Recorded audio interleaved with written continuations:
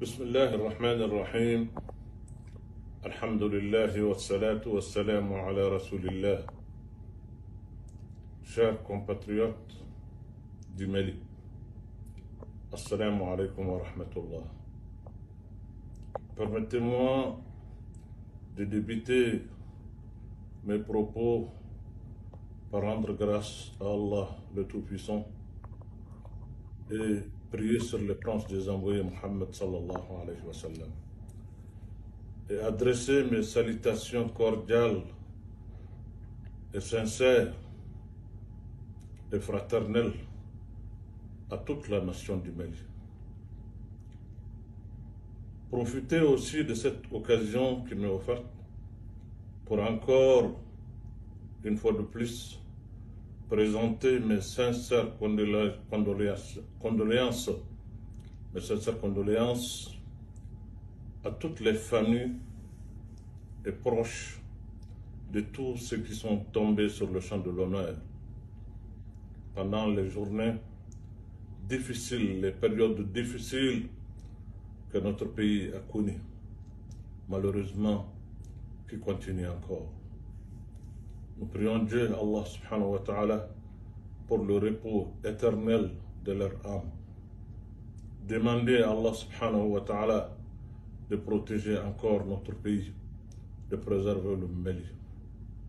Priez pour nous qui sommes là encore, qu'Allah subhanahu wa ta'ala chasse de nos cœurs le démon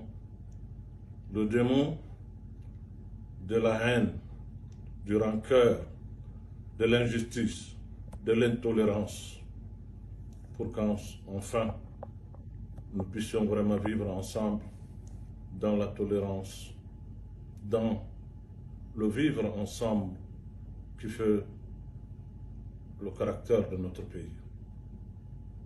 Je voudrais vraiment profiter, je vais dire, de cette occasion pour encore une fois parler à la jeunesse de mon pays. Je voudrais même peut-être y aller au-delà du Mali et m'adresser à la jeunesse africaine. Je pense que mon âge me le permet.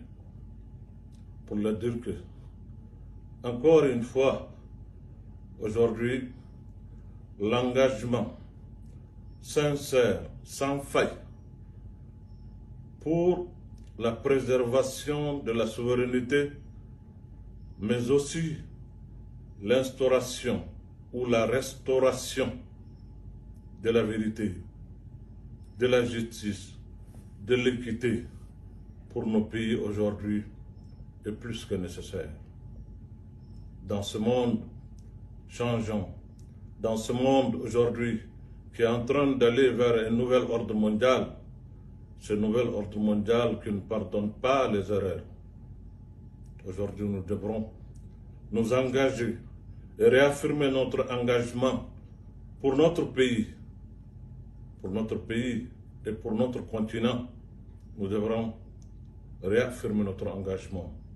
Engagement pour un combat sans faille, parce que le combat de la vérité est un combat éternel. C'est un combat de tout le temps, un combat de toutes les époques, mais aussi un combat de toutes les générations. Nous avons aujourd'hui plus que hier besoin de cet engagement. Nous sommes dans un moment où les défis auxquels nous faisons face sont nombreux. Et ces défis demandent et commandent pour nous beaucoup de nous armer avec courage, mais aussi avec pragmatisme. Courage, pragmatisme, savoir-faire et savoir, sagesse, humilité sont aujourd'hui les comportements ou les vertus qu'il nous faut pour relever le défi que nous avions, qui est en face de nous aujourd'hui. Il faut qu'on sache qu'aujourd'hui, le monde dans lequel nous sommes est un monde qui ne pardonne pas. Ça ne pardonne pas l'amateurisme, ça ne pardonne pas le tâtonnement, ça ne pardonne pas la fuite en avant, ça ne pardonne pas les hésitations. Non, ça ne pardonne pas. Nous sommes aujourd'hui à une phase très difficile de l'humanité. dans la marche de l'humanité. Dans cette situation de changement, de mondialisation, de nouvel ordre qui se dresse devant nous, dans un contexte difficile où il y a les hésitations, les tâtonnements, d'autres comportements qui sont posés ici et là par ceux aujourd'hui qui ont la charge de la gouvernance mondiale. L'Afrique et la jeunesse africaine en particulier doivent faire preuve d'engagement, d'abnégation, de courage, de solidarité. Aujourd'hui, la situation de notre continent l'exige et le contexte mondial nous impose ça. Qu'Allah sauve le Mali, qu'il préserve l'Afrique, que Dieu entend et exauce nos vœux. Assalamu alaikum.